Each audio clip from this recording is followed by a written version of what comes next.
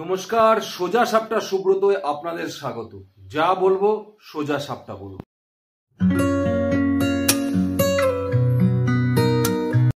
বোধনের আগেই বিসর্জন হয়ে গেল রানাঘাটের কামালপুরের অভিযান সংঘের দুর্গা প্রতিমার।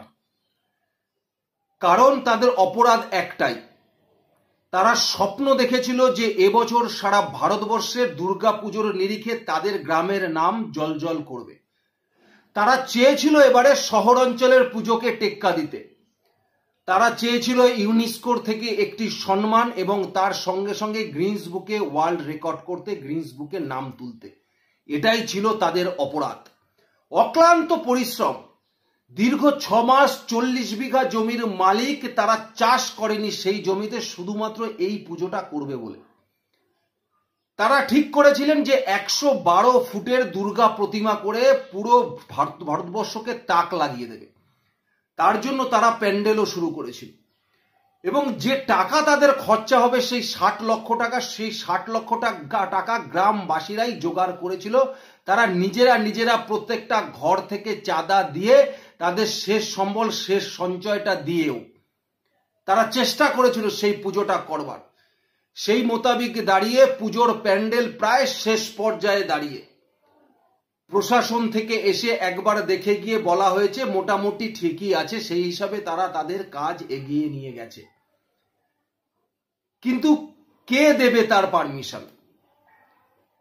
তার কারণ হচ্ছে পশ্চাৎ দেশ বাংলাদেশের কোনো দুর্গাপুজো করতে গেলে কোনো ক্লাবের কোন ক্লাব করতে পারবে আর কোন ক্লাব করতে পারবে না, আর ক্লাবকে দুর্গাপুজো করতে হলে কত টাকা অনুদান দিতে হবে, কোন কোন নীতি বিধি মানতে হবে, সেগুলো যেরকম বাংলাদেশের মৌলবাদীরা ঠিক করে দিচ্ছিলেন এবং জামাতরা ঠিক করে দিচ্ছিলেন, ঠিক সেরকম ভাবে এই রাজ্যে কোন ক্লাব পুজো করবে আর কোন ক্লাব পুজো করবে না সেটাও কিন্তু ঠিক করে দিচ্ছেন মমতা বন্দ্যোপাধ্যায়।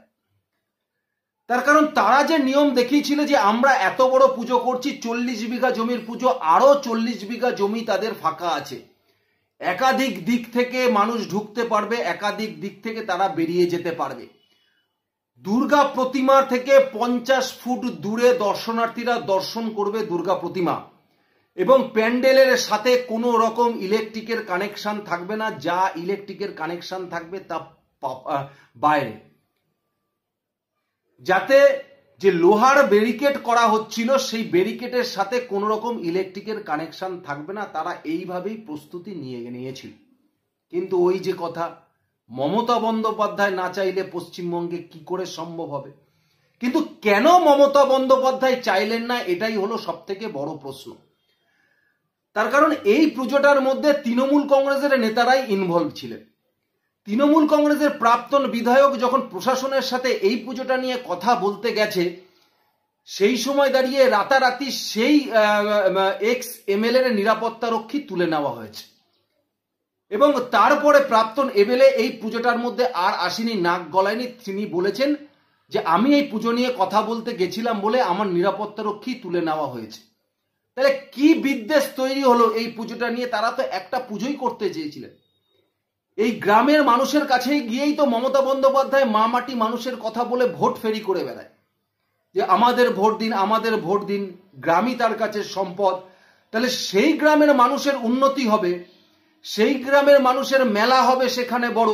যে মমতা বন্দ্যোপাধ্যায় উৎসবের মধ্যে দিয়ে পশ্চিমবঙ্গের অর্থনীতিকে চাঙ্গা করতে চাইছে, বছরের পর বছর সারা মানুষ নাকি বসে থাকে শুধুমাত্র দুর্গাপুজোর জন্যই, আর্থিক দিক থেকে একটু সচ্ছল হবে বলে, তারা 2 পয়সা ইনকাম করবে বলে, যে ইনকাম দিয়ে তারা সারা বছর খাবে।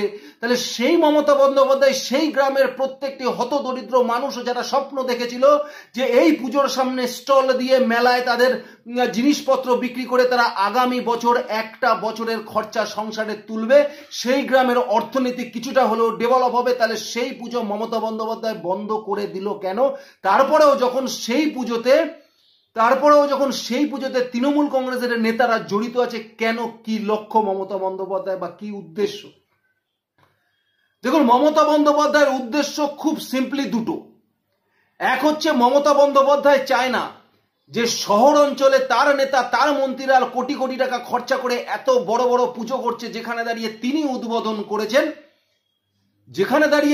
উদ্বোধন করেছেন ঢাক ঢোল পিটিয়ে, গান গেয়ে, ছবি এঁকে, সেই পুজোর নাম না করে একটা অজপাড়াগায় গ্রামের পুজোর নাম করুক, যে পুজোটায় উদ্বোধনে তাকে ডাকা হয়নি, এটা মমতা বন্দ্যোপাধ্যায় কিছুতেই মেনে নিতে পারছিল না।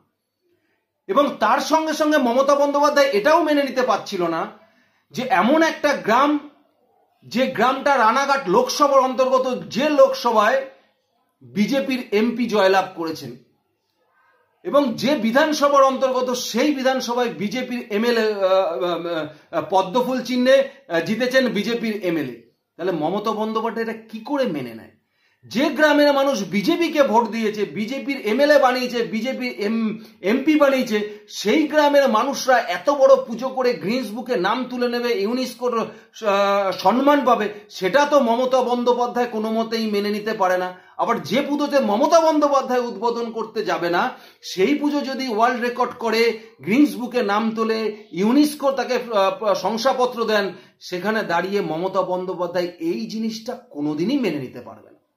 কারণ সবসময় তিনি নিজে ক্রেডিট নিতে চান, সবসময় তিনি ক্রেডিটটা নিজের কাছে রাখতে চান। দেখুন, তৃণমূল কংগ্রেসের যে বড় বড় নেতা মন্ত্রী কাতাদের পুজো হচ্ছে, ছোট ছোট রাস্তায় বড় বড় প্যান্ডেল, প্রয়োজনে ফায়ার ব্রিগেডের গাড়ি ঢুকতে পারবে না, সেখানে দাঁড়িয়েও পারমিশন হয়ে যাচ্ছে। বুর্জ খলিফা করলো সুজিত বোস, তার লেজার লাইটে এয়ারপোর্টে প্লেন ওঠা নামাতে প্রবলেম দেখা দিল, তারপরে দাঁড়িয়েও পুলিশ সেই পুজোর পারমিশন দিয়েছে। আর এখানে দাঁড়িয়ে প্রশাসন পারমিশন দিতে নাকি পারবে না, বলেই দিয়েছেন যে ওপরের লোক চায় না, বা ওপরের কারণেই আমরা এই পুজোর পারমিশন দিতে পারছি না। ভেঙে পড়েছে, রীতিমতো ভেঙে পড়েছে সেই সমস্ত গ্রামের মানুষেরা, তারা রীতিমতো ভেঙে পড়েছে। তারা কেউ পুজোর জামাপত্রও কেনেনি, তারা বলেছেন যে জামাপত্র থেকে এই টাকাটা বাঁচিয়ে যদি আমরা পুজোতে দিতে পারি, তাহলে আমাদের এখানে বড় মেলা হবে, আমরা সেখানে কিছু ব্যবসা করতে পারি, আমাদের আর্থিক দিক থেকে সচ্ছল হতে পারে, আমাদের গ্রামের মুখ উজ্জ্বল হবে, গ্রামের নাম হবে, এই স্বপ্ন, এই আশাই আমরা দেখেছিলাম। কিন্তু সেই আশা তাদের ভঙ্গ হয়ে গেল, সেই আশা তাদের ভঙ্গ হয়ে গেল। এখন তৃণমূল কংগ্রেসের নেতাই বলছে দিদি এটা ঠিক করেনি, দিদি এটা খুব ভুল করেছেন, দিদি এটা ঠিক করেননি এই পুজোটায় পারমিশন না দিয়ে। এখন দেখুন গ্রামের মানুষরা, এই মমতা বন্দ্যোপাধ্যায় আপনাদের গিয়ে 1000 টাকা লক্ষ্মী ভান্ডারের লোভ দেখিয়ে বাংলার মা বোনেরা করে ভোট ফেরি করে ভোট ব্যাংকের বৈতরণী পার করতে চায়। এই মমতা বন্দ্যোপাধ্যায়, যিনি সবসময় মঞ্চে দাঁড়িয়ে সবার কথা বলে, এই মমতা বন্দ্যোপাধ্যায় শুধুমাত্র তাদেরকেই চেনে যারা মমতা বন্দ্যোপাধ্যায়ের ভোট ব্যাংক, তার বাইরে মমতা বন্দ্যোপাধ্যায় আর একজন কেউ চেনে না। এটা যদি অন্য সম্প্রদায়ের মানুষ হতো, তাদের কোনো ধর্মের ব্যাপার হতো, সেক্ষেত্রে দাঁড়িয়ে মমতা বন্দ্যোপাধ্যায়ের বাবারও ক্ষমতা হতো না, বা তার সেই প্রশাসনেরও ক্ষমতা হতো না যে সেই প্রোগ্রামকে আটকে দেয় বা পারমিশন না দেয়। এটাই আমাদের জানতে হবে। সনাতনী হিন্দুদের এইভাবেই জাগতে হবে এই সমস্ত ঘটনাগুলোর মধ্যে থেকে, যে পশ্চিমবঙ্গকে মমতা বন্দ্যোপাধ্যায় কোথায় নিয়ে গিয়ে দাঁড় করাতে চাইছে।